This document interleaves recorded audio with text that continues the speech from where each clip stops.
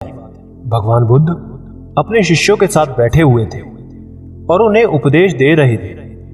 तब उन्होंने अपने शिष्यों से कहा, क्रोध इंसान का सबसे बड़ा दुश्मन है। क्रोध करने वाला व्यक्ति खुद को हानि पहुंचाता ही है, लेकिन दूसरों को भी हानि पहुंचाता है। वो प्रतिशोध की आग में जलता है और अपने जीवन को बर्बाद करता है। उनके उपदेश खत्म हो जाने के बाद उनके शिष्यों में से एक शिष्य खड़ा होता है और उससे बोलता है, तू एक ढोंगी है।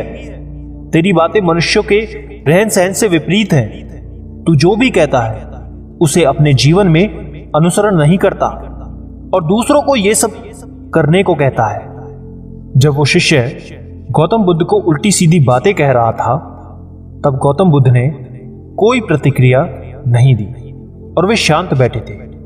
लेकिन ऐसे में वो व्यक्ति और भी ज्यादा गुस्सा हो गया और गुस्से में आकर उसने गौतम बुद्ध के मुंह पर थूक दिया। इसके बाद भी महात्मा गौतम बुद्ध को गुस्सा नहीं आया और वे शांत थे। उन्होंने अपने चेहरे से थूक को पोंछा और वो चुपचाप बैठ गए।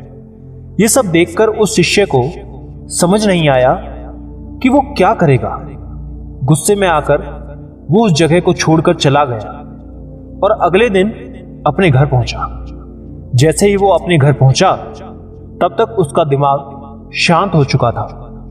दिमाग के शांत होते ही उसे इस बात का एहसास हुआ कि उसने कितनी बड़ी गलती की है। उससे पाप हुआ है। वो खुद को मन ही मन कहने लगा, ये मैंने क्या कर दिया। मैंने महात्मा बुद्ध का अपमान किया है। ऐसा पाप मैं कैसे कर सकता हूं। मैंने तो बहुत बड़ी गलती कर दी है। मुझे जाकर उनसे माफी मांगनी होगी। ये कहकर वो तुरंत ही गौतम बुद्ध के पास चला गया, लेकिन गौतम बुद्ध उस स्थान पर नहीं थे। ऐसे में वो शिष्य जगह जगह भटक कर उन्हें खोजने लगा।